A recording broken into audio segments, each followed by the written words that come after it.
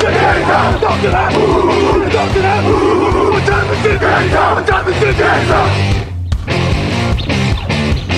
gun, Hulk left slot. Dixie left, T left. Mercedes, wide chip, Ricky. Fever left, 75, Katie, Omaha. Quick, go.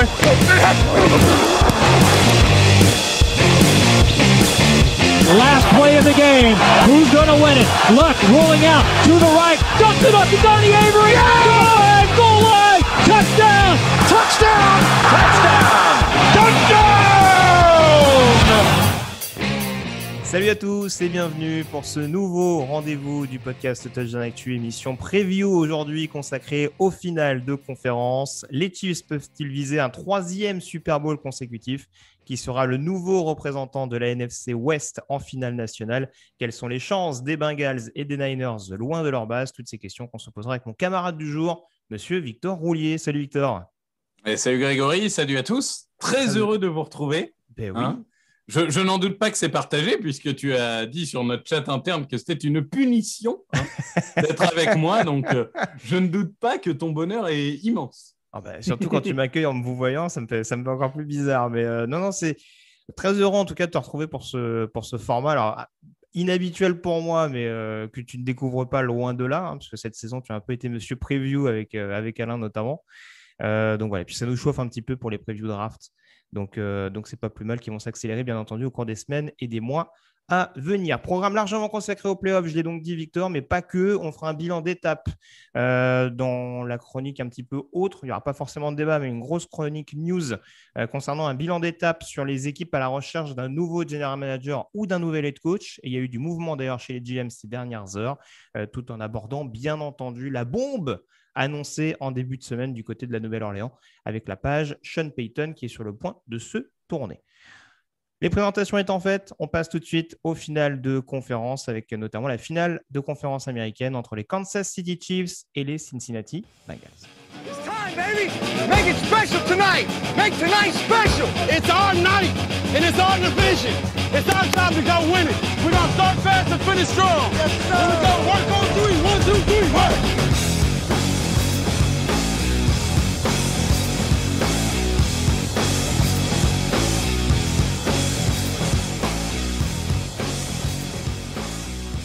Ce sera donc au programme ce dimanche dès 21h heure française, ce match de conférence américaine donc entre les Kansas City Chiefs et les Cincinnati Bengals. On va le dire tout de suite, Victor, on a l'avantage dans ces finales de conférence d'avoir des airs de déjà-vu, c'est-à-dire que ce sont à chaque fois deux équipes qui se sont déjà affrontées. Et ce n'est pas toujours le favori qui a eu le dessus, avec notamment ce Kansas City-Cincinnati, deux équipes qui s'étaient affrontées en 17e semaine de saison régulière du côté de l'Ohio, avec une victoire à la clé donc, pour les Bengals, victoire 34-31 dans un match que les Chiefs ont longtemps dominé, en tout cas mené au score, j'entends. Et une victoire au final 34-31. Honneur peut-être, si on peut parler ainsi, aux Chiefs. On va dire qu'on aborde notamment ce match sous le prisme de l'attaque. Les Chiefs ayant marqué le plus de points parmi les équipes qualifiées le week-end dernier. Entre ce match-là et celui entre les Niners et les Rams, est-ce qu'on doit s'attendre à un match plus explosif du côté du Missouri ce week-end? Théoriquement, oui. Après, c'est vrai que le dernier Rams-Niners avait été explosif, mais bon, on y reviendra. Mais oui, je pense qu'on est sur un match où, sur le papier, après, on ne sait jamais, les Packers ont marqué 10 points, mais sur le papier, en tout cas, c'est une attaque qui doit dominer la défense en face. Après, à quel niveau les attaques vont dominer la défense en face, c'est un peu toute la question. Parce que le favori, c'est Kansas City. On ne va pas se mentir. Il y a des armes qui sont connues, puisque c'est à peu près les mêmes depuis 3 ans. Donc, il y a Tyreek Hill, il y a Mahomes, il y a Kelsey. Attention quand même, Mahomes a réussi à diversifier ses cibles ces dernières semaines. Donc, il n'y a pas que ces joueurs-là. On a vu, par exemple, un Pringle en red zone qui était très bon. On a vu un McKinnon dans le backfield qui, notamment en réception, était, pour le coup, vraiment décisif. Donc, globalement, cette attaque, on la connaît. Sa faiblesse ou son facteur X, c'est la ligne. On l'a vu l'année dernière, quand la ligne s'est écroulée, ils ont perdu le titre. ils ont la chance cette année d'avoir quand même beaucoup plus de stabilité. Oui, moins de blessures, très clairement, notamment sur le poste de tackle. Exactement. Brown fait une bonne saison, Tony fait une bonne saison, Creed Humphrey est, comme attendu, le meilleur centre parmi les rookies. Et franchement, on est sur peut-être le meilleur centre rookie depuis vraiment des années. Moi, je trouve que c'est incroyable qu'on ne parle pas de lui dans la discussion de rookie d'année. Donc, voilà, globalement, on a une attaque qui doit dérouler parce qu'en face, les Bengals, c'est pas ridicule en défense. Attention, hein. Notamment le front seven qui peut poser des problèmes à cette ligne. On l'a vu, Hendrickson est un vrai facteur X. DJ Raider et même les linebackers commencent vraiment à atteindre leur potentiel. Donc ça, c'est plutôt rassurant. Je vais aller dans le vif du sujet. Moi, ce qui m'inquiète comme match-up, si on parle de l'attaque de Kansas City, c'est que pour défendre Tyreek Hill, Pringle, Mecole Hardman et compagnie, on a Chidobe Awuzie et Eli Apple. Et alors, ils ne font pas une mauvaise campagne tous les deux, mais c'est vrai qu'en l'occurrence, on a toujours cette incertitude. Je te rejoins là-dessus et c'est vrai que c'est un peu paradoxal parce que si on commence à aborder un petit peu le sujet, les Bengals ont cet avantage si on prend le profil des 4 équipes qualifiées. Ils ont cet avantage non négligeable du plateau, c'est-à-dire qu'ils ont globalement la meilleure marge de turnover pendant ces playoffs. Ils sont à plus 4, en l'occurrence, très très loin devant le deuxième. Alors, je ne sais plus, mais je crois même que le deuxième est à 0 globalement ou à plus 1. Mais il y a quand même une marge absolument notable. Et je te rejoins, c'est sûr que, et c'est ce que je soulignais un petit peu en début de semaine, c'est-à-dire que ce n'est pas forcément une équipe avec beaucoup de vedettes, mais c'est une équipe qui arrive malgré tout à provoquer des pertes de balles, notamment ces 3 interceptions de Ryan Tannehill. C'est un scénario qui peut être un peu plus difficile peut-être à mettre en place face à Kansas City, surtout qu'on n'est pas forcément sur du jeu très profond du côté des Chiefs. On va être vraiment plus sur de la menace intermédiaire et du yards après réception, où il va falloir qu'au niveau de la poursuite, les défenseurs des Bengals soient vraiment au rendez-vous. Oui, c'est ça. Kansas City, il faisait beaucoup de cadeaux en début de saison à tout le monde. C'est un peu moins le cas aujourd'hui. Et clairement, moi, un Eli Apple, le problème, c'est que c'est typiquement Dr. Jekyll et Mr. Hyde, Eli Apple. Sur un match, parfois, tu te dis vraiment super joueur. Et sur un autre match, il va se prendre 200 yards dans un quart temps. Donc, oui, il y a des armes. Il y a des stars malgré tout. Jesse Bates, notamment. C'est d'autant plus important quand tu affrontes un Travis Kelce, je te rejoins. Voilà. Donc, Jesse Bates et Von Bell. Mm-hmm. Bon, c'est rassurant parce qu'on se dit Kelce, normalement, il ne doit pas pouvoir faire beaucoup de terrain après avoir fait la réception quand tu as 2 joueurs comme ça qui couvrent l'arrière du terrain. Mais ça reste quand même un match-up qui va être difficile à arrêter, quoi. C'est Kelce, là, pour l'instant, il est en feu dans ses playoffs. Il a quelque chose peut-être à prouver après son Super Bowl assez catastrophique de l'année dernière. Donc, je trouve que vraiment, on a une équipe revancharde de Kansas City. L'objectif est clair. On veut effacer l'humiliation subie il y a un an. Et ça commence à ressembler à l'attaque inarrêtable qu'on a pu voir notamment il y a 2 ans. Oui, tout à fait. Alors, pour continuer un petit peu sur cette donnée de comment Kansas City peut attaquer Cincinnati et à l'inverse, comment Cincinnati doit s'adapter, c'est vrai que je n'ai pas la sensation que ce soit exactement le même scénario que ce que la défense des Bengals a affronté contre Tennessee et Las Vegas, dans le sens où on sera beaucoup plus, et t'en parlais notamment avec McKinnon, il y a Edward Zeller qui est revenu également de blessure la semaine passée. On a cette faculté aussi à avoir des running backs beaucoup plus à même à sortir du backfield. Et ça peut en tout cas être une donnée à prendre en compte du côté de Cincinnati. Ça rejoint un petit peu ce que je disais sur les receveurs en règle générale, notamment forcément un Tyreek Hill qui a démontré par son touchdown en fin de rencontre contre Buffalo qu'il ne fallait pas grand-chose pour réussir à faire la différence dans les petits espaces. Très clairement, ils sont capables de sortir beaucoup de running qui peuvent faire la différence en sortie de backfield. Et c'est là-dessus que Cincinnati vraiment devra être au rendez-vous, notamment avec une bonne escouade de linebackers et surtout avec des safeties vraiment assez habiles, assez vifs. Mais tu le disais, Jesse Bates, c'est un des meilleurs défenseurs très clairement de cette équipe, un des meilleurs à son poste très clairement, selon moi. Donc, c'est sûr que ça va forcément être une donnée à prendre en compte par rapport à ça. Et moi, je rajouterais un dernier élément, un peu toujours dans le jeu au sol, mais Mahomes, c'est pas Tannehill. Si tu lui laisses des espaces… Meilleur coureur de son équipe le week-end dernier, on le rappelle. Si tu laisses des espaces, il va les faire, les 20 yards à pied. Et là, c'est là où les linebackers vont vraiment devoir être au niveau. C'est qu'il va falloir l'espionner, ou en tout cas, ça ne sera peut-être pas vraiment un spy comme tu peux avoir sur un Lamar Jackson, mais en tout cas des joueurs vigilants pour éviter justement ce moment où Mahomes va faire des courses de 20, de 30 yards. Il en est capable. Il l'a montré ne serait-ce que la semaine dernière. Donc, attention à cette donnée-là aussi. Tannehill était quand même très immobile, particulièrement, je trouve, la semaine dernière. C'est pas ce qu'ils vont affronter cette semaine. Ouais, et puis si on insiste là-dessus et si on fait le parallèle un petit peu avec Tennessee, alors c'est moins marqué qu'en 2019, j'ai l'impression. On sait qu'en playoff, ou en tout cas, même quand Kansas City était dans une bonne passe, il y a 2 saisons de ça, il y avait des débuts de match qui étaient un petit peu, qui étaient un peu manqués, on va dire clairement, et où derrière, il fallait vraiment, vraiment cravacher. On a vu que Tennessee s'était mis un peu dans le trou dès le premier drive offensif avec cette interception rapide de Ryan Tannehill. Là aussi, même si Mahomes, sur le papier, apporte plus de garanties, ne serait-ce qu'en termes de mobilité, comme tu le disais tout à l'heure, que Tannehill, et a montré une capacité d'improvisation vraiment notable. Il ne faudra pas se louper parce qu'on voit que derrière Cincinnati, ils sont capables aussi de verrouiller quand il y a besoin de le faire. Ça, c'est sûr. Je ne pense pas que s'il y a, par exemple, au hasard, 24-0 au milieu du deuxième quart-temps, il y ait 28-24 à la mi-temps. Hein. Coco Texans, évidemment, ils s'en rappelleront.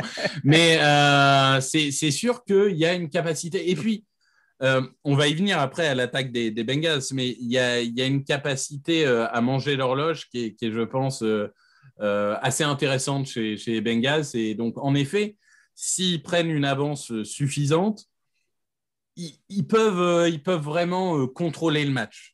Et ça va être important. Une donnée importante également, hein, tant qu'on parle de Patrick Mahomes, forcément, il y a toujours ces chiffres qui donnent un petit peu le tournis. Mahomes en playoff à domicile, alors c'est même pas forcément la peine de rajouter à domicile, parce qu'a priori, Patrick Mahomes n'a pas joué beaucoup de matchs de playoff à l'extérieur. Mais en tout cas, en playoff à domicile, Mahomes, c'est 7 victoires, 1 défaite, 23 touchdowns, 1 interception. Ouais, cette défaite, on s'en rappelle, c'est en prolongation en finale de conférence américaine contre les Pats en 2018, si je me trompe pas. C'est ça. Non, mais de toute façon, il est à 25 touchdowns, 5 interceptions en playoff dans l'histoire.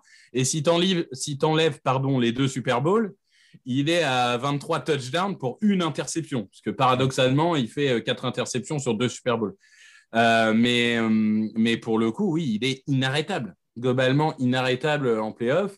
Et particulièrement dans un stade, quand même, quand on parle d'avantage à domicile, Arrowhead, c'est un vrai avantage à domicile. Hein, oui. Parce que c'est un public bruyant. Donc, souvent, les adversaires doivent faire des snap counts plutôt silencieux, des choses comme ça, parce que clairement, c'est pas une sinécure d'aller jouer là-bas. Tout à fait. Un point intéressant également, si on part sur les facteurs X de ce côté-là du ballon, même si ça peut se rejoindre également au niveau de l'attaque et de la défense, mais ça me paraissait intéressant de le mettre en avant sur ce match-là. J'ai souvent été critique sur Zach Taylor au début de sa gestion. On a vu qu'il m'a donné tort au fur et à mesure, notamment d'un point de vue discipline. Les Bengals, c'était une des équipes qui était le moins pénalisée au sein de la ligue en saison régulière. Alors, ce n'est pas l'équipe qui prend le plus de mouchoirs en play-off, notamment parmi les 4 qualifiés en demi-finale, mais c'est l'équipe qui a pris le plus de yards de pénalité parmi les équipes qui figurent dans le dernier carré. Donc ça peut quand même être quelque chose de non négligeable, surtout quand tu joues contre Kansas City et quand tu sais qu'avec ce nombre de yards concédés, tu t'es retrouvé dans 2 matchs que tu as gagnés de manière un peu couperée sur les tours précédents. Oui, non, mais de toute façon, ils ne pourront pas jouer comme ils ont joué contre Tennessee. Hein. Faut être clair, offensivement comme défensivement. Et j'ai envie de dire, puisqu'on après on parlera de l'attaque, mais une donnée, mais qui est toujours un facteur X dans tous les matchs, mais ça va être particulièrement la red zone, c'est-à-dire la différence entre un field goal et un touchdown, c'est quand même non négligeable. Et dans ce match-là, à mon avis, marquer un field goal, ça sera considéré comme un mauvais drive. C'est ça. On va venir du coup à cette attaque des Bengals contre la défense des Chiefs. Alors, c'est un match qui est plus équilibré qu'il n'y paraît, notamment, Victor, parce qu'on a affaire à 2 équipes dont les duos de receveurs ont été extrêmement productifs. On a 2 duos de receveurs de chaque côté avec plus de milliards à la réception cette saison. On a parlé de Tyreek Hill et Travis Kelce. C'est également vrai pour Ja'Marr Chase, forcément, avec cette énorme saison rookie qu'il a réalisée. Je crois d'ailleurs qu'il peut battre le record du nombre de yards à la réception pour un rookie depuis Torrey Holt. Donc, ce n'est pas tout à fait anodin cette saison qui est en train de réaliser Ja'Marr Chase, mais ça on le savait quand même depuis pas mal de temps. Et puis on a également T. Higgins qui a franchi la barre des milliards avec notamment sa bonne deuxième partie de saison. Donc grosse attaque. Forcément, le focus, alors je ne sais pas si c'est le facteur X principal, parce qu'il y en a beaucoup a priori sur ce match-là. Mais la clé en tout cas pour Cincinnati pour rester en vie, ça va forcément être ce duo de choc Joe Burrow, Ja'Marr Chase. Oui. Et quand tu disais un duo de receveurs, j'ai presque envie de dire un trio. Parce que Boyd, cette année, est quand même plus que contributeur. Mm-hmm. Et peut-être même un quatuor si on rajoute Uzomah, qui est un peu la surprise de la saison. Surprise. Qui a été clutch en tout cas sur certains matchs, ouais. On savait qu'il y avait du talent, mais alors cette année, il y a certains matchs qu'il a pris sur ses épaules. C'était assez impressionnant. Je pense que globalement, on ne va pas réinventer la roue. Contre cette défense de Kansas City qui historiquement donne beaucoup de yards, il va falloir canarder dans les airs. Ça, c'est sûr. La défense de Kansas City, elle vit et meurt par le côté playmaker, turnover, etc. On le sait. Donc, la clé, ça va être ça. Ça va être, pourquoi pas avoir un plan de jeu un peu similaire à Tennessee, c'est-à-dire pas forcément des très longues passes, mais ne pas hésiter à multiplier des passes courtes en misant sur des yards after catch, des yards après réception d'un Ja'Marr Chase, par exemple. Parce que si Ja'Marr Chase il reçoit la balle et qu'il se retrouve face à les Jarius Sneed et Thornhill, par exemple, il a la place de casser un ou deux plaquages et d'avancer. Donc, je pense qu'il va falloir varier les plans de jeu, mais sur le papier, les receveurs sont supérieurs aux défensifs back. Alors, sachant que Tyrann Mathieu est en protocole commotion, mais apparemment, cette année, les commotions, ça dure 2 jours quand tu es en playoff, alors que ça dure 10 jours en saison régulière, hein, évidemment. Et le Covid a disparu aussi. Mais voilà, je pense que même si Tyrann Mathieu est une légende, je pense qu'il n'est plus au niveau qu'on a pu connaître. Il reste correct, hein, mais il n'est plus au niveau qu'on a pu connaître. Et du coup, pour moi, les receveurs des Bengals doivent faire la différence. On est un peu sur un point de vue similaire à celui des Chiefs. Alors, je vais me permettre la passerelle en l'occurrence, puisque forcément, on va parler de la ligne offensive des Bengals. Mais ce qui est intéressant cette saison, c'est que Joe Burrow est un des quarterbacks les plus productifs sur tout ce qui est lancé profond, notamment sur les passes de plus de 50 yards. Et on a vu, même parfois de manière un petit peu grossière le week-end dernier, Josh Allen vraiment mettre au supplice ce backfield défensif des Chiefs, que j'ai trouvé extrêmement naïf sur certaines séquences. Et on est toujours sur ce point de vue où on se dit, est-ce que Joe Burrow aura le temps de lancer avec la ligne qu'il a ? Mais en gros, j'ai l'impression qu'on va presque être dans un scénario ça passe ou ça casse, c'est-à-dire que ça peut être, en caricaturant un peu, mais sur 2 séquences de suite, on peut très bien avoir un sac décisif d'un côté et derrière un big play qui peut aboutir sur un touchdown. C'est presque sur ce genre de stratégie où Cincinnati peut faire la différence quand on voit en effet que le backfield défensif fait quand même un peu peine à voir sur certaines séquences de jeu du côté des Chiefs. Oui, je suis d'accord avec toi. De toute façon, en effet, Burrow, s'il a le temps, il arrivera à découper ses defensive backs. Le problème, c'est est-ce qu'il aura le temps ? C'est comme tu dis, c'est la question. Moi, ce qui m'inquiète, notamment, on l'a vu, hein, ils ont pris 9 sacs, si je ne dis pas de bêtises. Ils prennent 9 sacs, ils ont concédé 55 sacs pendant la saison régulière. L'avantage presque pour eux, c'est que les Chiefs ne sont pas forcément l'équipe qui met le plus de pression. Généralement. Alors, je ne sais pas. Je ne sais pas parce que il y a quand même eu beaucoup de sacs à l'intérieur de la ligne contre Tennessee.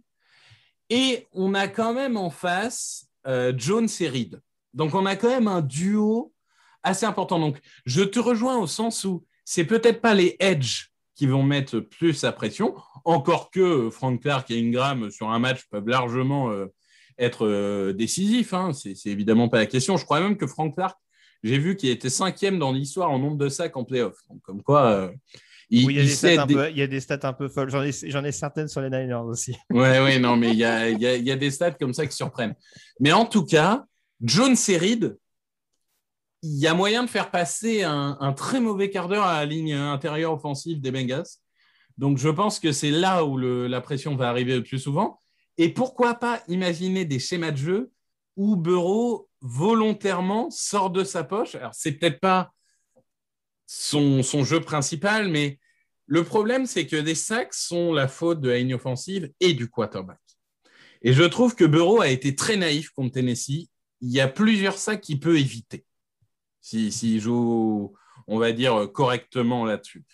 Et du coup, est-ce que le mettre en mouvement, c'est pas aussi le protéger? Ça dépendra du schéma de jeu, ça dépendra de comment c'est organisé, mais j'ai peur qu'il souffre et que rapidement, il se retrouve encerclé au milieu de la ligne sans pouvoir rien faire, quand bien même Jonah Williams ferait un gros boulot en tant que tackle gauche.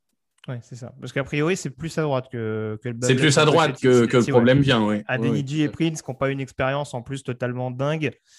C'est là, en effet, où je te rejoins. Ça peut occasionner de la pression, mais par rapport à ce que tu disais tout à l'heure, c'est vrai que du côté de Tennessee, c'est plus un Jeffrey Simmons, à mon sens, qui a fait beaucoup, beaucoup de mal sur l'intérieur. Et voilà, avoir peut-être le Jones meilleur défenseur. Peut largement faire. Meilleur défenseur de l'autre côté, c'est un defensive tackle pour Cincinnati. Donc, c'est peut-être là où la problématique va se situer en l'occurrence. Du coup, quelques chiffres intéressants quand même. Joe Burrow qui peut devenir le premier quarterback à atteindre le Super Bowl à l'issue de sa deuxième saison depuis Russell Wilson. Pour contextualiser, avec un impact plus important quand même, parce que tout l'amour et tout le respect que j'ai pour Russell Wilson, on rappelle que c'était Marshall Lynch qui portait vraiment l'attaque sur ses épaules. D'ailleurs, jeu au sol très important du côté de Cincinnati. Joe Mixon qui fait une bonne saison par ailleurs. Au niveau du jeu au sol à proprement parler, n'a pas eu un impact monstre pendant ses playoffs. On a vu qu'il était capable d'apporter lui aussi en sortie de backfield.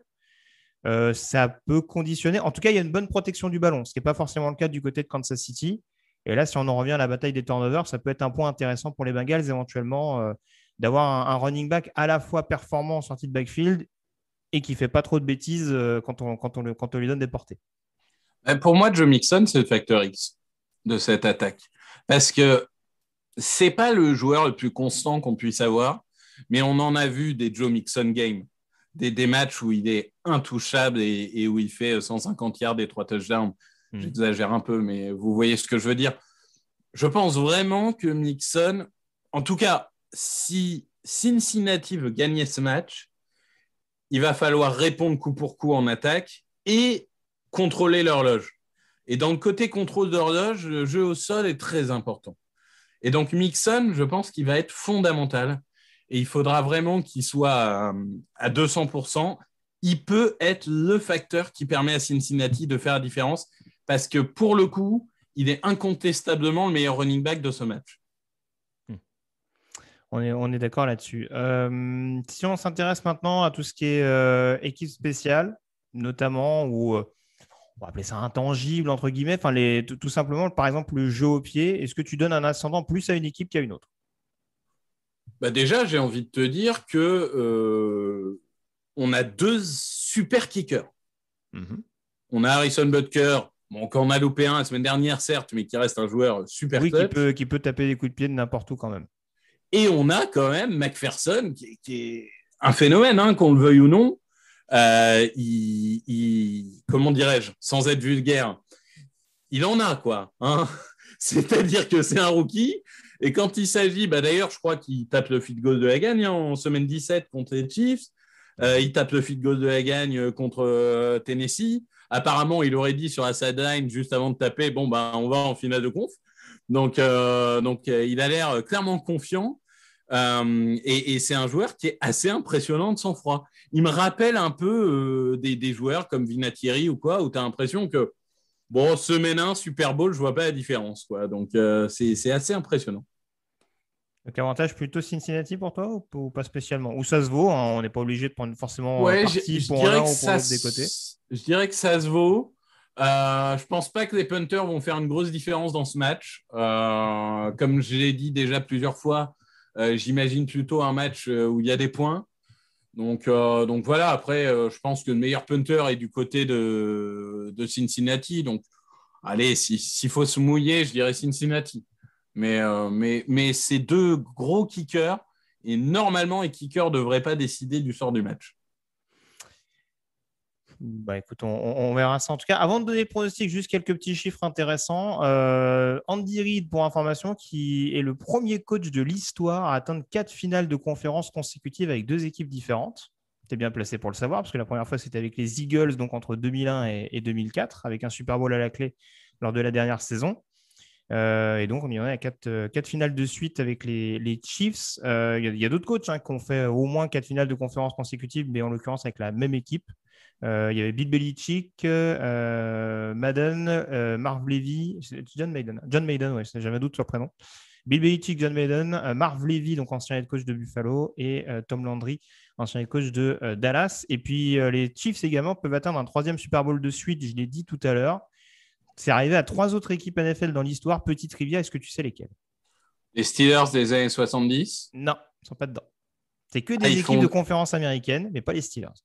Ils font 2-2, du coup, parce qu'ils en gagnent 4, mais ils doivent faire 2-2. Les Bills, ils en jouent 4 de suite. De Marv Levy, voilà. Donc, ça, c'est sûr. Tu m'as dit qu'il y a des Broncos? Non, pas les Broncos. Non, ils font 2 aussi. Les Riders dans les années 70 éventuellement? Non plus. Tu vas chercher bien loin. Hein. Je vais chercher trop loin. C'est ça que tu es en train de me dire. Tu es en train de chercher trop loin. Je suis en train de chercher trop loin. Tu m'as dit de conférence américaine. Oui. Les Patriots. Les Patriots, tout à fait. 16, 17, 18, ouais. Donc ça fait 2, c'est ça? Ça fait 2. Et la troisième, si tu veux, je te la donne la troisième. Ah non, vas-y, donne-moi un indice. Moi, j'aime jouer. Le problème, c'est que si je te donne un indice, tu vas trouver tout de suite. Mais non, c'est la troisième équipe, c'est une équipe dont tout le monde se rappelle. Et pour un fait bien particulier. Donc, tout le monde se rappelle pour un fait bien particulier. Ah, c'est moche. Comment je peux louper ça? L'indice, c'est le chiffre 0. Parce qu'ils en gagnent 0? On parle d'équipes qui ont fait 3 Super Bowls de suite, monsieur. Les Bills, ils en font 4 d'affilée, ils en gagnent 0, monsieur. Oui, justement, on pense à les Dolphins? Les Dolphins, tout à fait. Parce qu'ils sont invaincus en 72. Voilà, Super Bowl 6 perdu contre Dallas et ils gagnent le Super Bowl 7 en terminant la saison invaincue et le Super Bowl 8 respectivement contre Minnesota et Washington. C'est vrai. Donc voilà, c'était pour le petit. Donc que des équipes d'AFC Est. Que des équipes d'AFC Est. C'est l'indice que je voulais te donner, mais du coup, c'était un petit peu. Parce que sans faire injure à nos grands camarades des Jets, ils aimeraient bien avoir joué 3 Super Bowls. Voilà, on aurait un petit peu galéré. Donc voilà, on en vient peut-être au pronostic du coup de ce Kansas City Chiefs Cincinnati Bengals. On l'a dit, c'est peut-être pas forcément aussi à sens unique que ce qu'on pourrait s'imaginer sur le papier, en tout cas, même si les Chiefs ont l'expérience que n'ont pas encore les Bengals. Est-ce que ça suffit à modifier ton point de vue et ton pronostic? Vers qui vont tes faveurs? Je vais jouer les Bengals, mais pour des raisons purement stratégiques. Voilà. Parce qu'en fait, je suis actuellement 2e et j'ai 4 points de retard sur Raphaël. Donc, si je veux revenir, il faut malheureusement que je joue contre lui. Donc, évidemment, je pense que les Chiefs sont favoris et s'il n'y avait pas le côté stratégique, j'aurais misé Kansas City. Mais bon, à un moment, on ne joue pas pour la seconde place, on joue pour la première. Donc pour le coup, je joue l'inverse de Raphaël. Mais je serais très surpris quand même que les Bengals viennent arracher à Arrowhead. C'est tout à ton honneur. Bon, d'un point de vue moins stratégique, je vais y aller quand même sur Kansas City. Il y a beaucoup de facteurs qui font en effet que Cincinnati est capable, en tout cas, ne serait-ce défensivement, de plier sans rompre. On a vu que la défense de Buffalo, qui était quand même hyper impliquée, hyper intense sur certaines séquences de jeu, ils en ont quand même pris 42. Donc, malgré tout, on ne se rend peut-être pas bien compte, encore que c'est difficile de tenir sur la distance une telle armada qui joue autant sur la vitesse. Et malgré tout, je vois le fait que Cincinnati a gagné 2 matchs, notamment grâce à la défense, notamment sur des rencontres un peu étriquées en termes de points. Et je me dis que si Cincinnati doit suivre Kansas City dans un festival offensif, ce qui pour moi peut être le cas, j'ai peur pour eux qu'ils aient du mal à tenir la distance. Donc voilà, tant mieux pour Cincinnati si je me trompe, mais j'irai sur les Chiefs en l'occurrence de mon côté. On passe à présent à la finale de conférence nationale. Et alors on parlait de remake, Victor, pour cette finale qui se tiendra donc dans la nuit de dimanche à lundi à minuit 30 heure française. On a eu 2 confrontations cette saison entre les Los Angeles Rams et les San Francisco 49ers. Je le disais tout à l'heure, l'hégémonie de la NFC West continue dans cette conférence nationale puisque le vainqueur entre les Rams et les Niners sera le 6e représentant de la NFC au Super Bowl. On a déjà eu 2 fois les Seahawks, 2 fois les Niners et 1 fois les Rams au cours de la dernière décennie, je précise. Donc voilà, 6e représentant en 10 ans.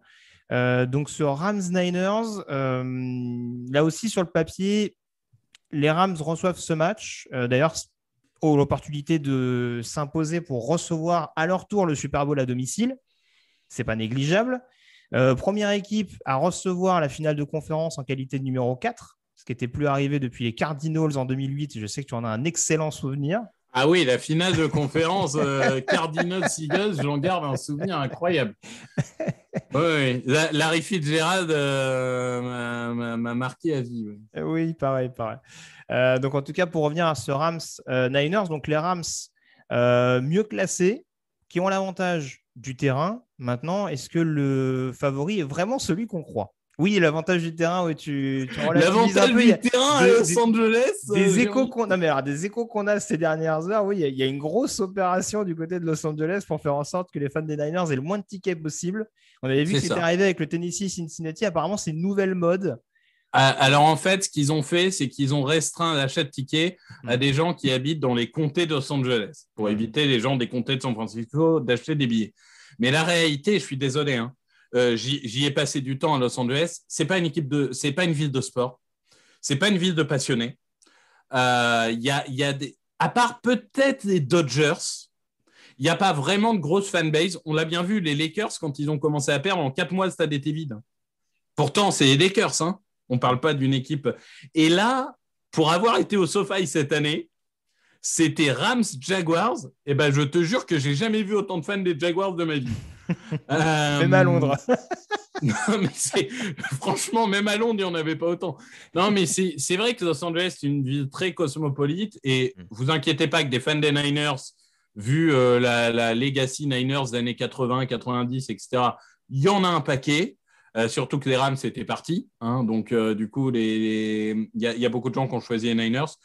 J'ai peur que le stade soit rouge et que l'avantage à domicile ne soit pas si fort que ça.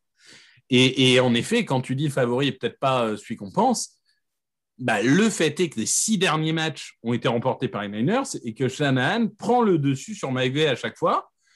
Le dernier match a peut-être été le plus intense puisque ça a été un comeback assez extraordinaire des Niners qui gagnent en prolongation pour se qualifier en play-off. Parce qu'on rappelle que s'ils ne battent pas les Rams, c'est New Orleans qui passe en play-off, si je me rappelle bien. Donc, oui. Juste pour compléter ce que tu dis, pour compléter ce que tu dis, Shanahan contre McVay, c'est 6-0 pour Shanahan les 3 dernières saisons. C'est, je ne vais pas me tromper sur les chiffres, c'est 9-3 depuis que les deux ont été respectivement nommés head coach de San Francisco et des Rams. C'est ça. Après, pour le coup, les Rams, si on commence par eux en attaque, c'est des Rams très nouveaux parce que l'arrivée de Stafford a complètement changé l'approche offensive de Los Angeles. Et là, on va dire que l'école Washington de l'époque a un peu disparu du côté de Los Angeles. Aujourd'hui, on a un Stafford avec un gros bras et on a quand même Cooper Kupp, Odell Beckham Jr., Van Jefferson, Tyler Higbee. On a une équipe qui, sur le papier, doit faire passer une soirée catastrophique à Mosley et à Thomas. Mais alors, j'avais dit pareil de Davante Adams et finalement, ça ne s'est pas fait. Mais en tout cas, là, c'est peut-être un redit un peu du match d'avant, mais normalement, les receveurs des Rams doivent écraser les defensive backs adverses. Alors, c'est ça. Forcément, on va commencer par le match-up entre l'attaque des Rams et la défense des Niners, parce que c'est respectivement, à mon sens, ces deux escouades-là qui se sont le plus distinguées pour les deux équipes respectives en play-off. On a eu notamment une grosse défense des Niners face à Green Bay et à Dallas. Mais déjà, ce qui est intéressant, et ça rejoint un petit peu ce que tu évoquais avec les receveurs vedettes des Rams, c'est que ce n'est pas comme si San Francisco découvrait ce genre de scénario. Ils ont affronté Dallas qui avait déjà une escouade de cibles assez fournie. Et Green Bay, même si, hormis Davante Adams, il n'y a peut-être pas des cibles hyper glamour, il y avait toujours potentiellement la menace qu'Aaron Rodgers puisse, entre guillemets, les découper. Ça ne s'est clairement pas vu sur les deux matchs. Et on voit que DeMeco Ryans, c'est d'ailleurs ce qui lui vaut le coordinateur défensif des Niners, qui lui vaut des entretiens d'embauche aujourd'hui. Il arrive globalement à mettre en place un système avec notamment pas mal de blitz qui met en difficulté les attaques adverses. Et c'est là où ce match-up devient intéressant. C'est-à-dire qu'en effet, ça rééquilibre tout sur le papier. Le fait que déjà, les Niners, ces derniers temps, aient l'ascendant sur les Rams. C'est 31-10 en 10e semaine de saison régulière. Ce qu'on peut dire qu'en 18e semaine, les Rams avaient peut-être un peu moins d'intérêt à gagner la rencontre, en tout cas moins d'intérêt que les Niners lors de leur défaite 27-24. Il y avait eu une victoire 31-10 pour les Niners en 10e semaine dans un match où les Niners avaient un bilan négatif. Ils étaient à 3-5 alors que les Rams étaient quand même déjà assez bien embarqués dans la course au playoff. Et d'ailleurs, les stats sont assez dingues parce que les Niners, c'est 3-5 avant ce match, c'est 7-2 après leur victoire en 10e semaine. Et les Rams, pour montrer un petit peu le côté bête noire, c'est 7 victoires sur les 8 dernières semaines. Ils ont commencé à partir du mois de décembre à tout gagner. Leur seule défaite, c'est cette défaite en prolongation contre San Francisco. Donc, est-ce que DeMeco Ryans et cette défense des Niners ont le numéro, comme on dit aux États-Unis, de l'attaque des Rams, sachant qu'en plus, en face, on a Matthew Stafford qui commet peu d'erreurs depuis le début des playoffs, mais qui s'est fait intercepter 4 fois, je crois, lors de la double confrontation face à San Francisco. C'est ça, la clé, c'est Matthew Stafford qui est un super quarterback, mais qui parfois implose. Implose, c'est comme ça. Il a ces matchs à 3 interceptions où tu te dis, mais qu'est-ce qu'il fait? Je pense au match des Vikings aussi, je crois, où il fait n'importe quoi. Bon, ils finissent par gagner ce match, mais oui, clairement, San Francisco, s'ils veulent gagner, la recette, elle est claire. Il faut que le front seven écrase la ligne offensive des Rams. La ligne offensive des Rams, j'avais dit qu'elle n'était pas top 10 de la ligue dans le dernier podcast. C'est faux. En fait, on a revu avec certaines personnes de Twitter, tous les analytics. Ils sont en effet bien meilleurs que je pensais. Après, sur certains matchs, je les ai trouvés très empruntés. Et là, il va quand même falloir gérer Bosa, Armstead, et même en deuxième rideau, il y a un Fred Warner qui sait tout faire. Ouais. Donc, c'est quand même pas évident. Ils ont l'avantage potentiellement, je te coupe, excuse-moi juste pour la parenthèse, ils auraient l'avantage de récupérer Andrew Whitworth qui leur faisait des fois Tampa Bay. Normalement, alors d'ailleurs, son remplaçant a été plus qu'honorable, mais pour le coup, oui, Whitworth est censé revenir, il y a quand même Allen, il y a quand même Abenstein, enfin, c'est pas une mauvaise ligne. Mais contenir Bosa, Armstead et compagnie, c'est quand même autre chose. Donc, en effet, à un moment, si Stafford n'a pas le temps de lancer, ça ne marchera pas. Il pourra faire une ou deux slantes à Cooper Kupp, mais rapidement, Fred Warner, il va dire attends. Les slantes sur Cooper Kupp, c'est fini, parce que moi, je m'en occupe. Donc, il va lui falloir du temps, et clairement, la ligne offensive des Rams doit jouer son meilleur match. Parce qu'ils sont favoris sur le papier, tout ce qu'on veut, mais sur le terrain, quand ça a compté, ils n'ont pas forcément eu l'impact voulu contre les 49ers. Et oui, cette ligne, elle doit faire mieux. Et elle en a les capacités, mais quand même, en face, est-ce qu'on n'a pas le meilleur front seven de la ligue? Ça joue peut-être avec Pittsburgh, mais franchement, et c'est, comme tu as dit, extrêmement bien coaché. Donc, ça va être un vrai duel. Ouais, très clairement. Et puis, un des points, alors je ne sais pas si c'est directement le facteur X pour moi, mais forcément, je parlais de Joe Mixon tout à l'heure du côté de Cincinnati, on ne peut pas occulter l'impact que devra avoir le jeu au sol des Rams. Ça n'a pas été transcendant, je trouve, en saison régulière, pendant les 2 matchs de play-off, sachant qu'en plus, en termes de protection de balles, les Rams pendant la saison régulière, c'était costaud. Je crois que c'est 3 fumbles pendant toute la saison régulière. Ils en ont fait 4 rien que le week-end dernier. Donc, face à une équipe des Niners qu'on a provoqué 11 pendant la saison, c'est forcément quelque chose qui devra être surveillé du côté des Rams. Déjà pour retirer de la pression des épaules de Matthew Stafford et en plus pour éviter de rendre le ballon trop facilement à une équipe des Niners qu'on a vu hyper opportuniste. Non, mais dans 95% des matchs, si tu perds 4 ballons sur des fumbles, tu as perdu le match. C'est miraculeux. Bon, après, le scénario était différent. Ils étaient en avance de 20 points, tout ça, OK. Mais c'est miraculeux de faire 4 fumbles et de gagner un match. Ça, clairement, ça ne doit pas arriver. Moi, je n'ai pas compris. C'est-à-dire que Sonny Mitchell est, j'ai l'impression, dans la meilleure période de sa vie. J'ai trouvé qu'en fin de saison, vraiment, il commençait à monter en puissance. Cam Akers, il revient d'une très longue blessure. Et pourtant, alors qu'il faisait des fumbles, des courses un peu moyennes, on a continué à insister sur Cam Akers la semaine dernière. Je n'ai pas compris. Donc, je pense qu'il va falloir diversifier. Mais oui, sur le papier, Akers-Mitchell, c'est pas le duo qui te fait rêver, mais ça peut avoir une vraie contribution. Après, là encore, il faudra trouver des trous, hein, parce que c'est pas Greenlaw et Warner qui vont les laisser passer.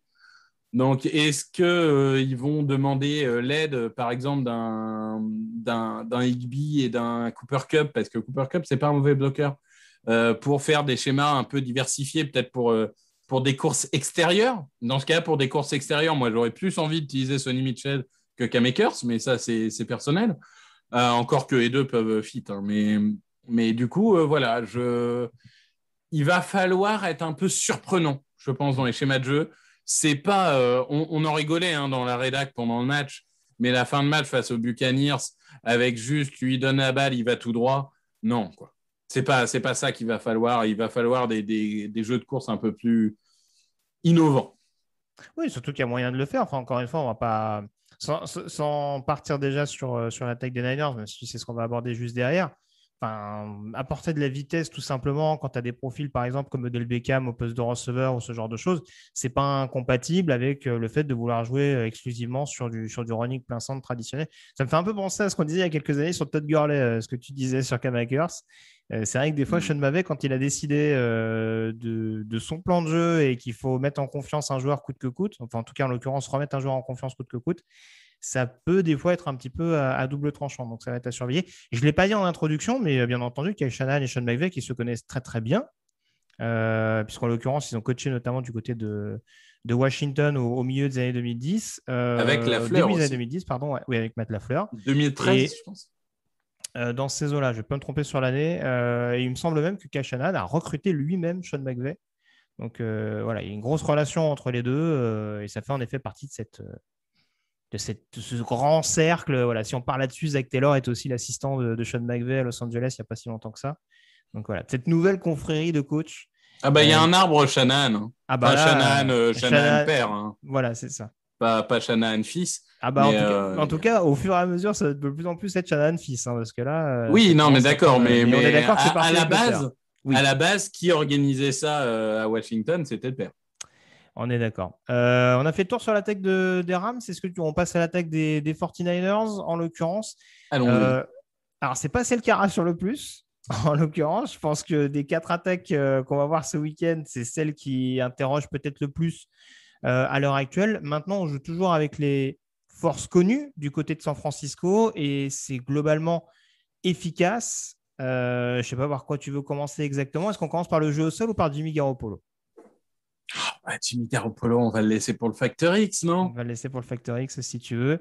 Mais en attendant, vas-y. Le jeu au sol, tu contextualiseras peut-être un peu, mais c'est vrai qu'on a toujours un peu, qu'on le veuille ou non, les schémas des 49ers au sol marchent toujours. Schéma très simple, hein, avec des bloqueurs wide et un Juszczyk, je ne sais jamais le prononcer. Juszczyk, je ne sais plus comment on prononce le fullback, qui est indispensable dans ce schéma. Il y a toujours la possibilité que San Francisco fasse 250 yards au sol. Hein. Ça, je veux dire, ça, dans n'importe quel match, c'est possible. Et ils ont gagné un nombre innombrable de matchs comme ça. Comme ça qu'ils avaient gagné la finale de conférence il y a 2 ans contre Green Bay, notamment. Bien sûr, mais ils ont Kittle, qui est un excellent bloqueur aussi. Et même les Ayuk et Samuel qui ne sont pas fainéants hein, pour le coup. C'est aussi ça que je voulais citer dans le backfield offensif, c'est qu'on voit beaucoup les running backs contribuer. C'est un peu là où je voulais en venir, notamment avec Beckham tout à l'heure, entre autres. Hein. C'est cette faculté notamment qu'a Kyle Shanahan à pouvoir utiliser n'importe quel joueur pour apporter de la vitesse, voire écarter le jeu s'il y a besoin. En effet, Brandon Ayuk, on sait que c'était un des éléments déterminants dans sa draft au premier tour. Il a eu un début de saison un peu compliqué et pourtant il a produit. Je crois qu'il a plus de 800 yards cette saison, ce qui est déjà énorme vu le début de saison un petit peu compliqué qu'il a connu en interne. Et puis Deebo Samuel également qui a un facteur X à lui tout seul dans le sens où à chaque fois, et j'ai vu cette passer, à chaque fois qu'il a au moins 35 yards à la course sur un match, le bilan des Niners est de 8-1. Donc ça montre également l'intérêt, au-delà d'un Elijah Mitchell qui est très performant cette saison, de l'apport vraiment non négligeable que peuvent avoir les receveurs d'un point de vue réception, mais aussi d'un point de vue tout simplement portée de balle. Sans faire injure à AJ Mitchell, hein, qui est très bon. Et c'est Jean-Mi qui l'avait très haut à la draft, donc bien joué à lui. Mais Samuel, c'est le meilleur receveur et le meilleur coureur de cette équipe. C'est la définition même de l'arme offensive, du playmaker, de tout ce que tu veux. C'est aujourd'hui un phénomène. Si Cooper Kupp n'existait pas, malgré ses blessures, il aurait peut-être fini joueur offensif de l'année. Là, on a vraiment les deux playmakers, en tout cas de la conférence nationale, l'un contre l'autre, parce que c'est vraiment Cooper Kupp et Deebo Samuel, ça peut faire exploser une défense en face. Donc, clairement, il y a des armes. Et puis, j'ai envie de dire, par contre, là où c'était peut-être pas le cas il y a 2 ans quand ils vont au Super Bowl, là où j'ai le plus de questions, hors le quarterback évidemment, mais c'est la ligne. Je la trouve pas aussi impériale qu'elle a pu l'être. Elle reste top 10 encore. Hein, on parlait de match-up excitant. Trent Williams contre Von Miller, ça peut être quelque chose de. Ah bah ça, c'est sur l'intérieur, il va falloir forcément voir si le plan qui va être mis en place pour contenir Aaron Donald. C'est ça. J'ai pas trop de doutes pour Trent Williams, qui, je pense, est le meilleur tackle de la ligue et continue à être sous-estimé par beaucoup. J'ai plus de doutes sur le milieu, en effet. Enfin, j'ai beaucoup de respect pour Alex Mack, hein, que tu connais bien, mais il a à peu près 72 ans. Donc, il y a un moment, quand il va falloir défendre Aaron Donald, ça risque d'être compliqué. Je pense que Donald, il a intérêt à se mettre entre Mack et Brunskill et essayer de faire la différence ici. Donc, à voir comment ça se passe, mais là encore, c'est... Surtout, juste pour apporter une donnée un petit peu chiffrée à ça, c'est que c'est sûr que les Niners éblouissent peut-être un peu plus en défense que les Rams cette saison, mais les Rams en saison régulière, par exemple, c'est 2 sacs de moins que les Niners. Hein. Donc, il y a une grosse force de frappe, c'est quasiment 100 sacs à eux deux, et les Rams sont juste derrière. Donc, il y a une capacité à mettre de la pression, et c'est pour ça, en l'occurrence, que j'insiste un peu plus sur le Chiefs-Bengals, qui sera peut-être plus à même d'être explosif que l'autre, c'est-à-dire qu'on peut rapidement, en plus dans une confrontation intra-conférence et intra-division, se retrouver un peu sur une guerre de tranchées où les pass rush peuvent avoir le dessus, et c'est pas dit que les Rams n'aient pas voix au chapitre pour donner la réplique à la défense des Niners. Ouais. Ben, surtout que Von Miller, tu parlais des stats sur la saison, mais Von Miller, bon déjà il arrive en cours de saison, et en plus il est vraiment Von Miller que depuis la semaine 14-15. Il a fallu un peu de temps pour se remettre physiquement, pour s'adapter au schéma et tout. Mais Von Miller, ça peut être une clé en pass rush, mais ça n'a jamais été un manchot en défense de course non plus. Hein. Quand il faut aller chercher le running back ou enfoncer, il peut le faire. Donc oui, il y a San Francisco. J'ai envie de dire, San Francisco, c'est tout ou rien. Ils peuvent faire un match à 250 yards et 31 points. Et ils peuvent très bien, comme contre les Packers, s'être limités à 7-10 points et rien réussir. C'est vraiment, j'ai envie de dire, si on schématisait presque, San Francisco, c'est le facteur X en tant qu'équipe. Quoi. Enfin, l'attaque de San Francisco, en tout cas. Mais c'est vrai que on ne sait pas sur quel pied danser. On n'a pas envie Enfin, on n'a pas envie de mettre de côté non plus la domination qu'a Shanahan sur McVay, parce que c'est important. Mais quand même, quand on regarde sur le papier, on se dit, est-ce que cette attaque des Niners peut suivre l'attaque des Rams ? C'est pas sûr. Ouais, c'est ce qui va être à surveiller, notamment par le biais du quarterback de San Francisco, Jimmy Garoppolo. Alors, c'est toujours la même chose. Hein. Jimmy Garoppolo qui a l'opportunité de devenir le 2e quarterback de l'histoire de San Francisco à remporter la conférence nationale. Après un certain Joe Montana. C'est pas toujours arrivé, donc c'est bien de le signaler également. Et stat absolument dingue que j'ai vu passer, Jimmy Garoppolo est le quarterback qui a le plus haut pourcentage de victoires dans l'histoire de la Ligue pour les quarterbacks qui ont joué au moins 50 matchs. Il est 5e dans l'histoire de la Ligue au niveau de ce ratio-là. Et d'ailleurs, dans ce top 5, il y a 4 joueurs de la Ligue. Autre petite trivia, est-ce que tu les connais ? 4 joueurs qui jouent actuellement ? Non, 4 joueurs qui jouent actuellement, y compris Garoppolo. Donc du coup, il y a 3 noms à trouver. Et on parle saison régulière plus playoff. Saison régulière plus playoff, tout à fait. Bon, il y a Brady. Il y a Brady. Il y a Mahomes. Je crois que oui, il y a Mahomes. Oui, il y a Mahomes. Il y a Rodgers. Il ne me semble pas l'avoir vu dedans. Lamar. Il y a Lamar Jackson, tout à fait. Donc, j'en ai 4. Il m'en manque un, c'est ça ? Et le dernier qui manque, c'est pas un joueur qui joue encore aujourd'hui, ancien quarterback des Cowboys. Ekman ? Non, ça commence à remonter encore un peu. Rodgers, Staubach. Ah oui, d'accord. Oui, là, ça remonte vraiment pour le coup. Voilà. J'essaie juste de vérifier mon top 5. Attends, parce que je suis sûr pour Brady, je suis sûr pour Jackson, mais j'ai un doute entre Rodgers et Mahomes. Il me semble que c'est bien Mahomes. Mais donc j'ai vu ça. Ça m'étonnerait pas pour le coup. Non, c'est Mahomes, ouais, c'est ça. C'est Mahomes qui est 1, Brady qui est 2, Staubach est 3, Jackson est 4 et Garoppolo est 5.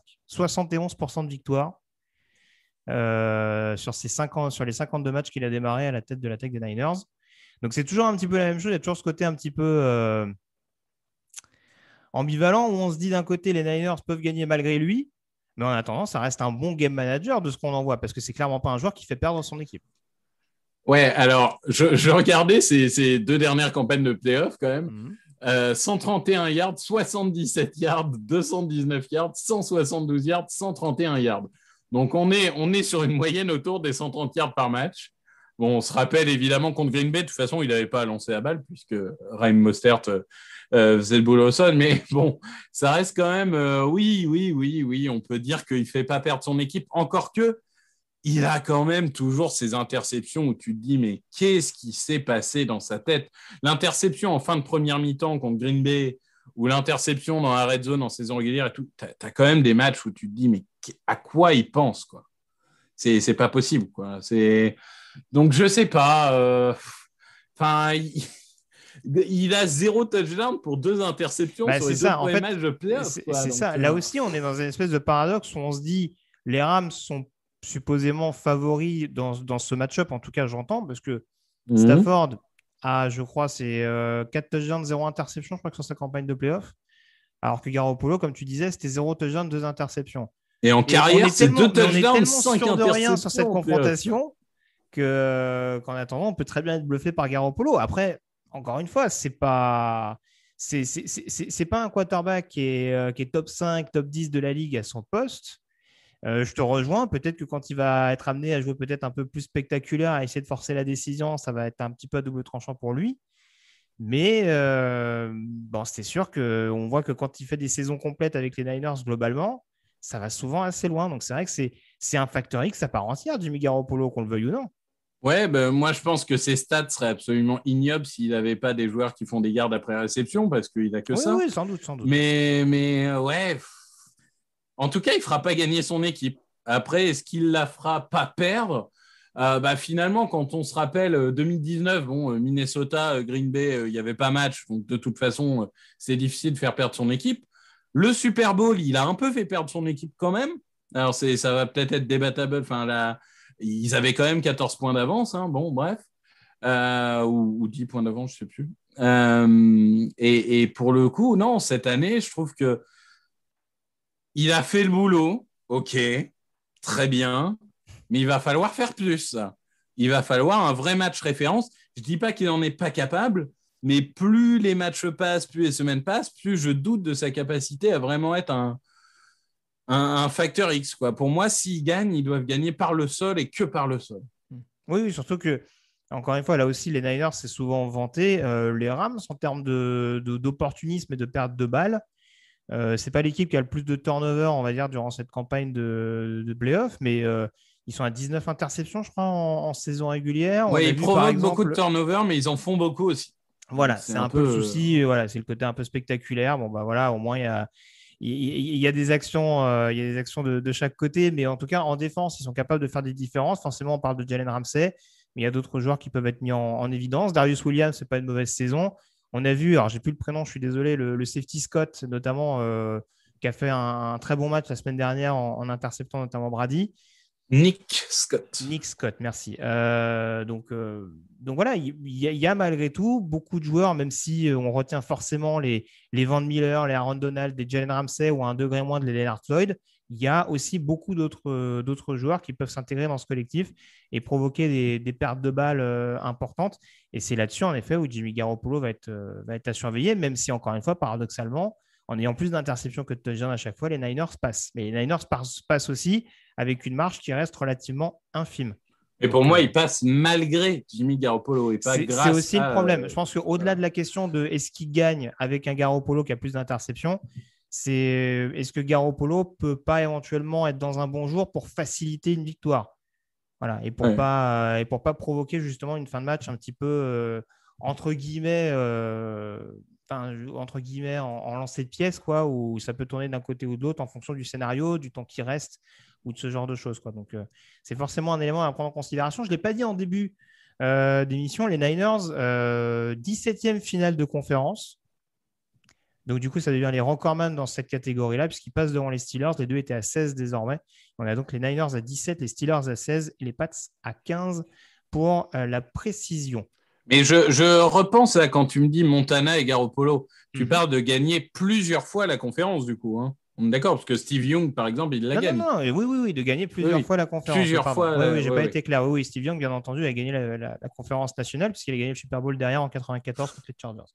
Il a explosé, Chargers. Tu fais bien de préciser, en effet. Les équipes spéciales, avantage forcément aux Niners, vu ce qu'on a vu notamment en tour de division. Ah bon? Alors, monsieur, je trouve qu'on est en train de manquer de respect à une position qui s'appelle le punter. Hein? Oui. Oui. Alors, tu sais, les punters des Rams, je les ai vus d'assez près à un Super Bowl il y a quelques années de ça. Mais c'est vrai que, autant les Rams étaient très réputés sur l'équipe spéciale, justement, il y a quelques saisons de ça, hein, quand Fassel notamment était coach de la position.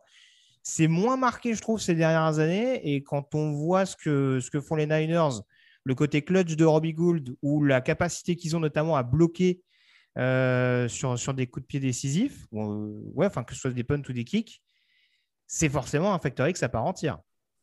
Ouais, moi, je le trouve dur parce que Matt Gay, il est pro bowler. Alors, certes, sur le dernier match, il était un peu blessé. Du coup, il n'avait pas la puissance dans la jambe, mais ça reste un joueur très bon. Johnny Ecker, pour moi, ça reste un des meilleurs punters de la ligue. Et en plus, un mec très sympa. Ce qui me gâche rien. Pour le coup, pour l'avoir vu de très près. Oui, alors c'est vrai que Robbie Gould, c'est un peu assurance au risque, mais par contre, Wisnowski, si je prononce bien, j'espère, moi, il me fait peur. Hein. Moi, je suis désolé, mais je n'ai pas confiance du tout dans le joueur. Alors, je comprends ton point. C'est vrai que si on parle de bloquer, d'être incisif sur les field goals, les punts, peut-être qu'il y a un petit avantage Niners, mais pour le coup, le punter me fait peur. Et mine de rien, San Francisco, ils vont avoir à punter malgré tout. Donc, il va falloir gagner des yards et je n'ai pas une confiance extraordinaire pour le coup. Non, je donnerais avantage aux Rams. Tu vois, on ne va pas être d'accord sur ce. Très bien. Bah, écoute, c'est un droit légitime. Justement, donne-nous un petit peu ton pronostic de ce Rams-Niners, beaucoup plus indécis à mon sens que le Kansas City-Cincinnati, en tout cas qui nous dit peut-être un peu plus. Est-ce que tu irais plutôt vers Los Angeles ou vers le San Francisco? Alors, je vais jouer San Francisco pour des raisons tactiques. Oui, j'ai 4 points de retard sur Raphaël et les matchs coûtent 2 points, monsieur Richard. Ouais. Mais pour le coup, je pense que j'aurais misé San Francisco quand même, dans le sens où je suis quelqu'un qui croit beaucoup à la mystique des coachs et des avantages d'un coach sur un autre. Et pour le coup, je crois qu'il y a un moment, il faut accepter qu'il y a des choses immuables sur Terre et Shanahan a le numéro de Sean McVay. Et j'ai envie d'y croire. C'est vraiment le même match que contre Green Bay il y a 2 ans. 250 yards au sol, 60 yards à la passe. Et il gagne le match comme ça. Après, personnellement, je me mouille. Hein, personnellement, je préférais que ce soit les Rams parce que j'aime beaucoup les Rams, j'aime beaucoup Aaron Donald. Et sur un plan personnel, ça me ferait très plaisir que les Rams soient au Super Bowl. Mais je ne sais pas, j'arrive pas à y croire. Je suis bloqué. Je me dis, les 49ers vont trouver un moyen de gagner. Écoute, moi, je suis moins à la stratégie. Hein, j'ai moins de trucs à jouer encore que. Si, tu joues à la dernière place. Oui, je joue à la dernière place. Mais j'ai pris un petit peu de distance malgré tout. Tu as 4 points d'avance, donc il faut que tu en aies un des deux qui soit bon et tu seras pas dernier. C'est pour ça. Non, écoute, moi je me dis justement, je suis d'accord avec toi sur le côté, en effet, mystique, le côté les coachs qui ont l'ascendant et on sait que Shanahan, généralement, quand il a le dessus sur un coach, en tout cas, quand il veut vraiment faire la différence, il fait vraiment un game plan bien spécifique, en tout cas vraiment décisif la majeure partie du temps. Maintenant, à l'inverse, tu vois, c'est des choses qui sont souvent contrecarrées. Je n'ai pas tous les exemples en tête, mais tu vois, ça rejoint un petit peu ce qu'on disait l'année dernière sur les Buccaneers qui n'arrivaient jamais à battre les Buccaneers Saints. Saints, ouais, je suis d'accord. Et qui en playoff derrière arrivent. Quand tu perds 2 fois en saison régulière contre une équipe, tu peux avoir quand même ce surplus de motivation où tu te dis, attends, on est censé être champion de division, on est censé être une équipe vraiment en mission parce que voilà, on n'oublie pas qu'on a fait venir tous ces vétérans du côté de Los Angeles pour aller chercher un titre. Et on va perdre 3 fois contre les Niners, qui étaient classés numéro 6, hein, et ils n'ont absolument pas volé la place en playoff, ce n'est pas mon propos. Mais en tout cas, ça peut être perçu comme la chose de se dire, attends, les Niners se sont qualifiés sur la dernière journée en saison régulière et on va perdre 3 fois contre eux, dont la dernière fois pour un ticket au Super Bowl qu'on peut potentiellement jouer à la maison. Ça me paraît quand même, au-delà du public, il y a une question de logistique qui est quand même intéressante pour Los Angeles de jouer le Super Bowl à la maison. Donc, très franchement, je ne serais absolument pas surpris que les Niners s'imposent, de par tout ce qu'on a évoqué, et ne serait-ce que de par l'aspect défensif de pouvoir faire déjouer notamment Matthew Stafford. Je pense que ce n'est pas quelque chose... ils l'ont déjà fait cette saison et ils peuvent largement le refaire à mon sens. Mais je me dis que les Rams ont peut-être un peu plus d'arguments sur toutes les phases de jeu pour pouvoir éventuellement aller s'imposer. Et je pense que ça peut là aussi jouer un field goal d'écart, très clairement. C'est aussi pour ça que c'est important de parler des équipes spéciales. Mais j'irai vers les Rams de mon côté. Donc voilà. Ça aurait pu nous donner un Super Bowl 100% Missouri, si on suit ma logique, et si les Rams n'avaient pas déménagé. C'est bien triste. Ah oui, non, mais d'accord, mais ça fait beaucoup de si quand même. Bah, au moins, ils auraient un vrai avantage à domicile s'ils n'avaient pas déménagé. C'est ça.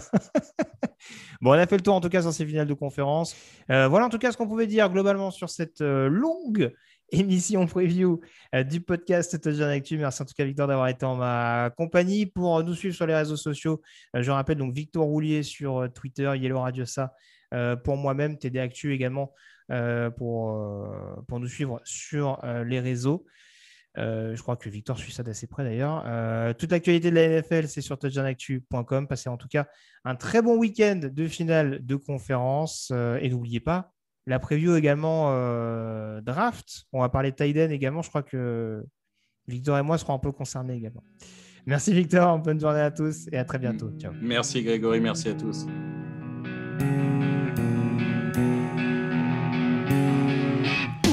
Les meilleures analyses, fromage et jeux de mots, tout sur le foutu est en TDAQ. Le mardi, le jeudi, tailgate au risotto, les meilleures recettes en TDAQ.